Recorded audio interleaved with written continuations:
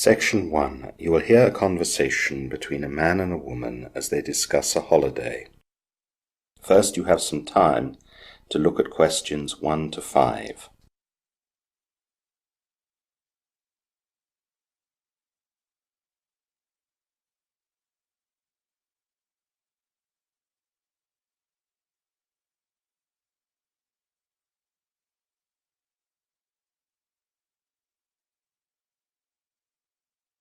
You will see that there is an example. This time only the conversation relating to this will be played first.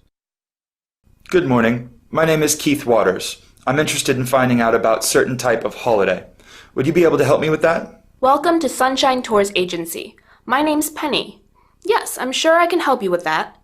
What exactly are you thinking about? My wife and I are interested in a cruise of the Mediterranean. So, cruise is the correct answer. Now the full test will begin. You should answer the questions as you listen, as the recording is not played twice. Listen carefully to the conversation and answer questions 1 to 5. Good morning. My name is Keith Waters. I'm interested in finding out about certain type of holiday. Would you be able to help me with that? Welcome to Sunshine Tours Agency. My name's Penny. Yes, I'm sure I can help you with that. What exactly are you thinking about? My wife and I are interested in a cruise of the Mediterranean. That's a nice idea. A cruise on a ship in the Mediterranean is very popular right now. Can I take some basic details from you first so I can work out what kind of cruise might suit you? Of course. So your name is Keith Waters, and your wife's? Her name is Melissa Waters. Would you spell Melissa for me? It's Melissa. And it's just you and your wife? That's right. We don't have any children. Okay, let me make a note of that. Fine. Now, how old are you both? I'm 32 and my wife's 30. Thank you. Now I'd like to ask about your interests and hobbies. This will help in choosing the right cruise for you. We're both keen on traveling, of course. That's why we'd like to go on a cruise. We're also quite sporty. We both swim and jog quite a lot. We're interested in cinema and history. Melissa is also a keen fiction reader, but I prefer nonfiction. What kind of budget were you thinking about? We can spend between $7,000 and $11,000 on the trip. As cheap as possible, of course, is best. Right. I've got all that down. Now, I need to know when you'd like to go on your cruise and for how long. Our holiday window starts on the 1st of July and ends on the 16th of July. Okay. And as for length, we'd like to have at least 14 nights on the ship. Thank you. I'm sure that'll be possible. Before the conversation continues, you have some time to look at questions 6 to 10.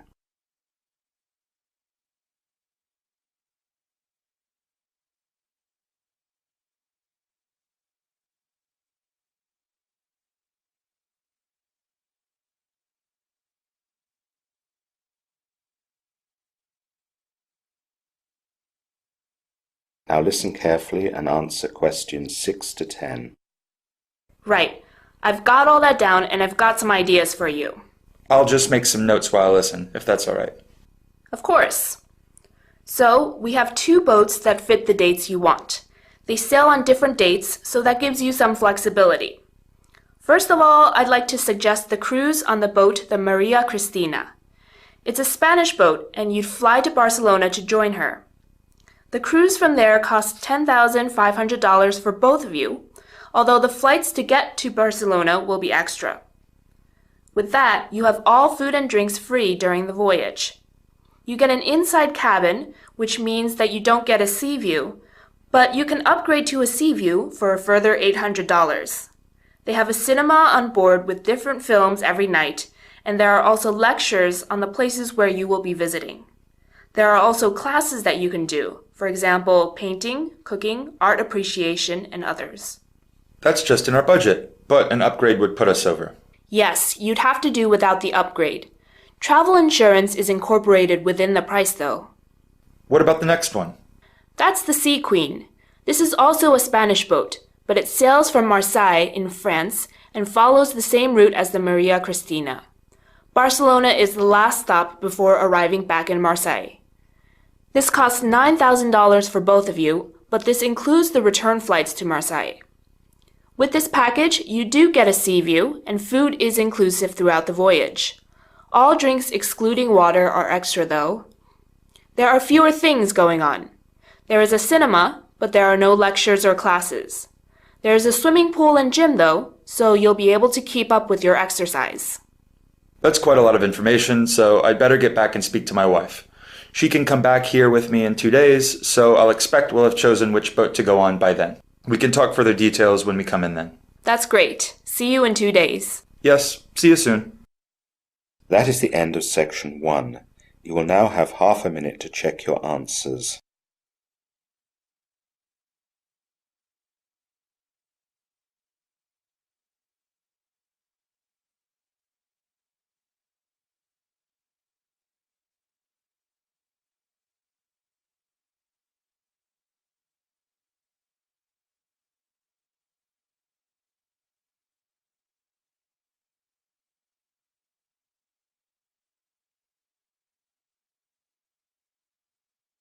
Now turn to section 2.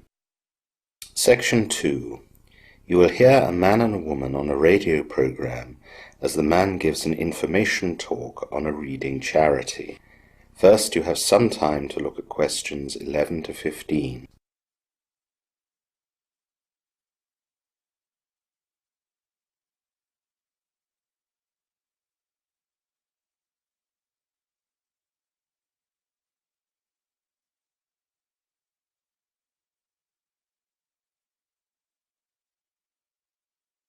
Now listen carefully to the information talk and answer questions 11 to 15.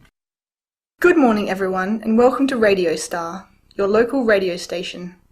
Today we are joined by Jake Matthews, who is part of the Read for All charity. He is coming today to tell us a little bit about it. Welcome, Jake. Thanks, Marianne. So, tell us all about Read for All, Jake. Well, as the name implies, we are a charity that is focused on ensuring that all children have access to appropriate reading books. It has long been acknowledged that reading is an essential part of education while growing up, and children who read a lot do better at school than their peers who do not read a lot. Our plan starts when children are very young, so of course we therefore need to aim at parents, and chiefly low-income parents, to educate them about the benefits to their children if they are read to. Many children who read a lot develop this love of reading when their parents read to them. If we can get this happening, then more children will grow up with an attachment to reading that will affect them positively for the rest of their lives. How do you educate the parents? Our key focus is at hospitals where children are born. We have plenty of leaflets about us, and we have volunteers who visit the areas where parents are in hospitals and distribute these leaflets.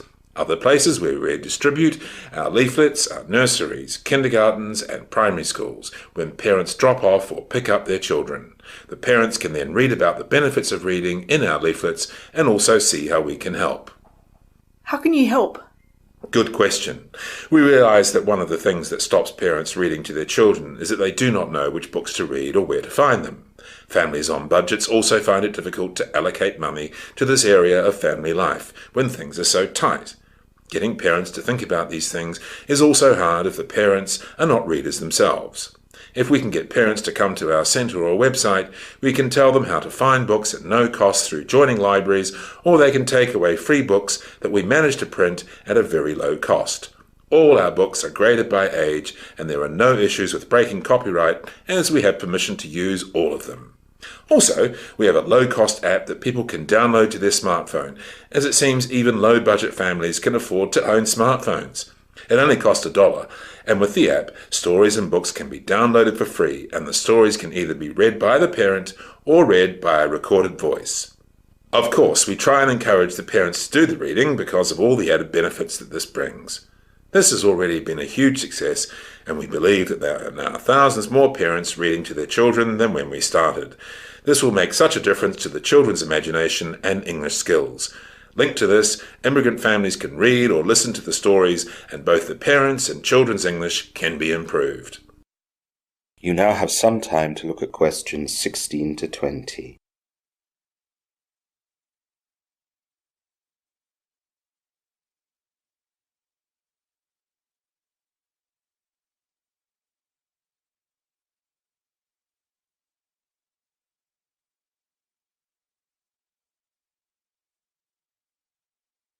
Now listen to the rest of the information talk and answer questions 16 to 20.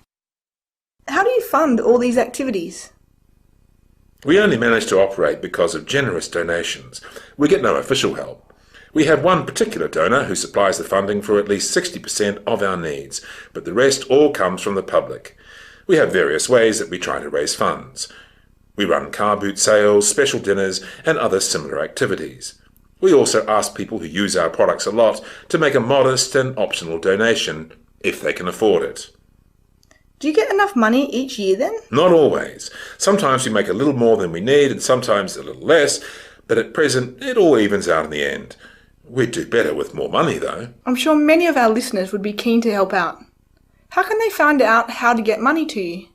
Thanks very much for the suggestion. We have a website called readforall.com. There is an icon on the homepage labelled Donations. If any of your listeners click on that, they will see the process of how to make a donation. This will probably be more convenient than sending money by mail or trying to find one of our centres. Thanks very much to anyone who does this. I'm sure you'll get a good response. I'd like to tell you now a little about volunteering, as we've received some questions about that. Of course. We cannot afford to pay a salary to anyone who comes to do any work for us, although sometimes we can pay for some modest expenditure incurred for travel from where people live to our centres if we can get receipts. This will all be explained in our volunteer leaflets that can be picked up at our centres or found on the website, but I just wanted to make this clear up front. Now I'd like to let people know about where to come if they'd like to volunteer. The best place is to come to our town centre offices. To get there, you need to travel to the city centre and go down Ballard Street, which comes off the roundabout in the town centre. Go down Ballard Street and take the second right. You'll recognise the turning as there's a cinema on the corner. Across Ballard Street from it there is a police station, so you go down the road on this turning for around 100 metres. On the left are our offices above a car dealership. It's pretty easy to find us. If you come by car you can park on the street, and there are of course lots of buses that go to the town centre. If you can't find us, give us a call or ask for directions to the main town post office, which is right opposite our offices. That is the end of section 2. You will now have half a minute to check your answers.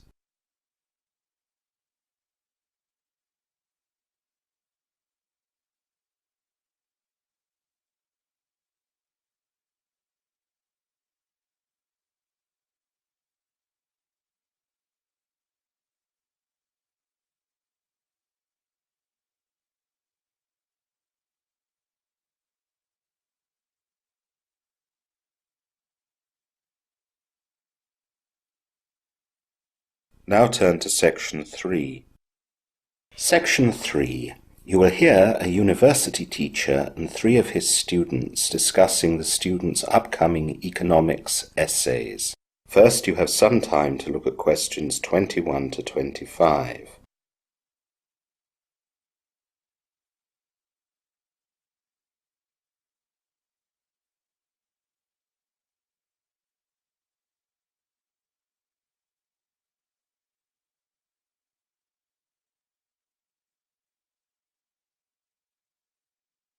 Now listen carefully and answer questions 21 to 25. Good morning, Mr. Stevenson. Good morning, Amy. Are William and Anna with you? They're just coming. Here they are. So, good morning. Now we're all here, let's begin. You've all got your extended economics essays due in next month, and so we're meeting here today to discuss your progress. So, Amy, tell me a little about your essay. Well, it's going fine, Mr. Stevenson. I chose to examine how global oil prices have affected the car industry. That's a good subject at the moment. Those price fluctuations are creating some very unexpected results. Have you had any problems with gathering enough information to shape your essay? Oh, yes. As you said, it's very topical at the moment, and everyone seems to be writing about it. I've more than enough information. Actually, my main headache is with my sources. I don't have much experience with an essay of this type, and I'm not used to creating the citations in the correct way. Yes, the first time that people write an essay at this level, they often have problems with sources. Once you've done a few essays here, you'll learn what to do and you won't have any further problems. We try to help students with this area on our website. where we have a guidance sheet that details all the procedures that you'll need. Oh, good. I'll check that out. Now, how about you, William? You're writing about the Australian fishing industry, aren't you? Things are pretty good, thanks, Mr. Stevenson. I'm not writing about the fishing industry anymore, though. That was my original choice, but I found that the sources weren't very good for that. Really? I thought lots would have been written about that. Well, yes, a lot has been written, but not an awful lot recently. Because there was a shortage in fish stocks around 10 years ago, most writers have focused on that, which means that today's normal situation doesn't attract much attention. Because of that, I decided to write about the effects of immigration on employment figures in the Northern Territory state in Australia. And things are going fine, you say? Yes, I've got plenty of up-to-date sources, but I have a problem with length. I seem to have gone about 2,000 words over the 4,000 word limit. I've reviewed my content and everything I've written is relevant, and there's nothing to cut. Writing too much is a common problem with essays as well. What I can suggest is that you work on the task of revision. Most people find that they are very wordy in their first drafts, and things can be expressed in a much better way with fewer words. I've no doubt that you'll be no different. It will be quite time-consuming, but go through your work sentence by sentence. You'll soon find the length of your essay will soon be acceptable. You now have some time to look at questions 26 to 30.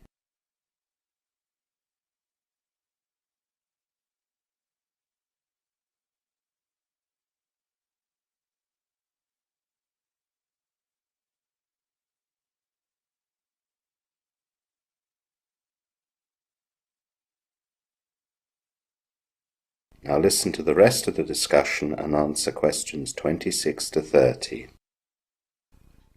That just leaves you, Anna. How's your essay going?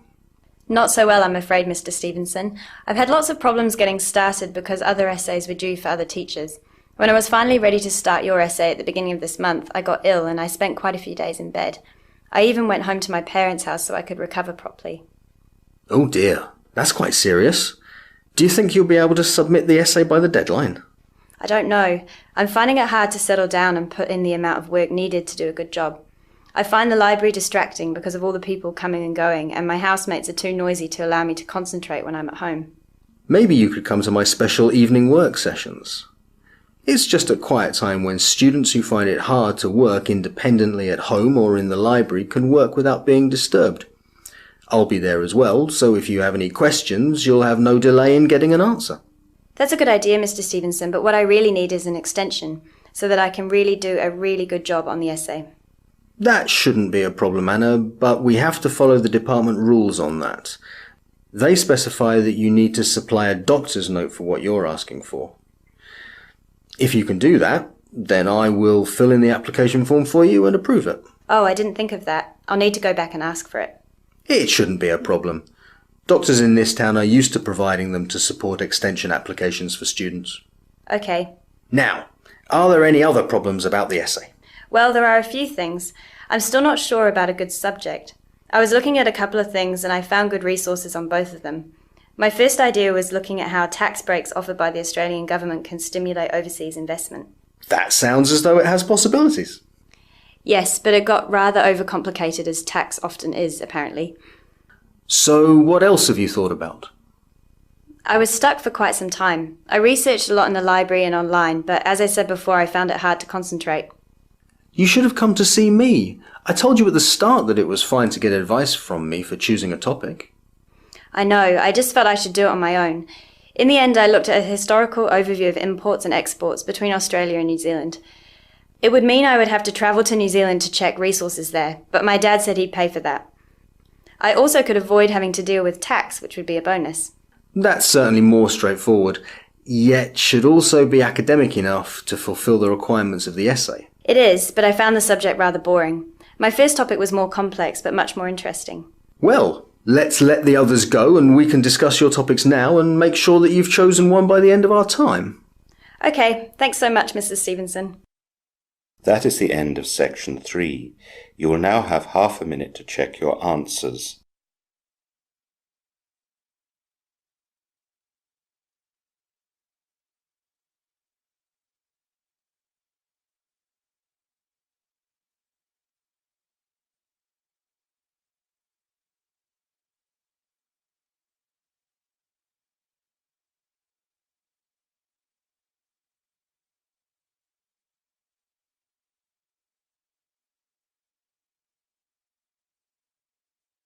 Now turn to Section 4. Section 4. You will hear a lecture on the signature. First, you have some time to look at questions 31 to 40.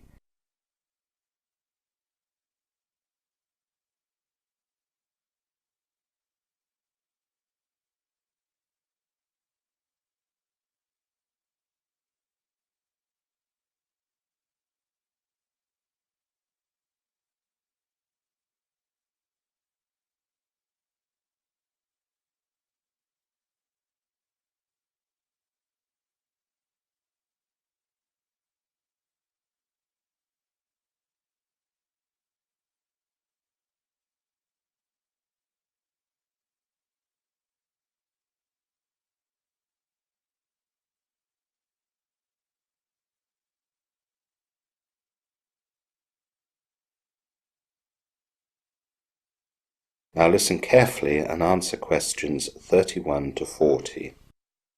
Hello everyone. Today in this lecture we're going to look at the signature and how today the e-signature has developed. In a culture of literacy and documentation, people obviously have always needed reliable ways to identify themselves and to be identified by others. This could be for creating charters, contracts or wills, or for witnessing a document. Signing one's name by hand on paper has become the authoritative convention for this, and one that is closely aligned with our own sense of identity. In addition, signatures are important in legal documents, since by signing a paper document, the contents can become enforceable against the signatories. The Sumerians, in the 5th to the 3rd millennia BC, are considered the originators of writing, and these ancient people also developed ways of authenticating who wrote things. The Sumerians created seals, or intricate works of art carved in clay tablets, to identify possession. In many civilizations throughout history, people have used symbols and other marks to authenticate or acknowledge writings and drawings, and even to accept the contents of documents. The earliest actual handwriting signature we have has been traced to the year AD 439, and is attributed to the Roman Emperor Valentinian III. Signatures are connected with graphology, which is the study and analysis of handwriting, especially in relation to human psychology. Graphology is a science originated in the mid-1600s when an Italian professor, Camillo Baldi, wrote a book about how one can learn about a person's character and personality by looking at his writing. After the book was published, the study acquired a large following and spread widely. The Frenchman Jean Michon became the first to use the term graphology, applying two Greek words to describe the new study. Grapho, meaning to write, and logos, meaning knowledge. Michon's contribution to graphology is immense. He formed graphological societies, published magazines, and founded an academy for the subject. His approach was rather uncomplicated. He would study only the separate written elements instead of a more complex approach. The method implied that presence of one graphological feature indicates a certain trait of character, whereas its absence implies the opposite feature. Not all his students and successors would accept Michon's method, though all agree that handwriting is a way of indicating personality. Wilhelm Preyer, child psychologist, wrote in 1895 that writing originates in the brain, not in the fingers, and that handwriting is actually brain writing. This premise underlines how graphologists believe that a person's handwriting mirrors his or her thoughts.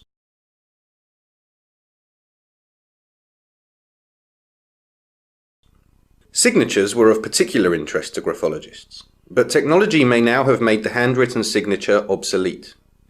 Technology companies in the 1980s and 1990s created instruments that let businesses send signed contracts across the globe in seconds. These technologies, now known as fax machines, email, and the World Wide Web, were considered major breakthroughs at the time. However, many people still questioned whether contracts that were signed and shared via fax, email, or internet would hold up in court. This led to what has become known as the electronic signature. In law, the one indispensable characteristic a signature has to possess is that it must physically add something to the document, and that the signature will leave a physical mark or trace upon its surface. Electronic documents do not satisfy this condition, and the signature, like any alteration to an electronic document, does not leave a trace, or if it does, it is at such a microscopic level that it is in practice invisible. It looks nothing like the marks that have been accepted in law as constituting a handwritten signature. In 1996, the United Nations looked into the topic of e-signatures and developed a framework with the purpose of encouraging e-commerce by providing a series of internationally acceptable rules. These rules removed many of the obstacles that had prevented foreign businesses from conducting electronic transactions in the past and ensured that electronic contracts would legally receive equal treatment to paper contracts going forward. Many online businesses work with a click-to-agree basis. However, the desire for and utility of a handwritten, unique electronic signature is still apparent. Such a tool acts to enhance legal verification and adds a human touch to otherwise impersonal electronic documents and business deals. To fill this gap, lots of electronic signature software can now include options for the signer to provide a hand-drawn personal electronic signature. That is the end of section 4. You will now have half a minute to check your answers.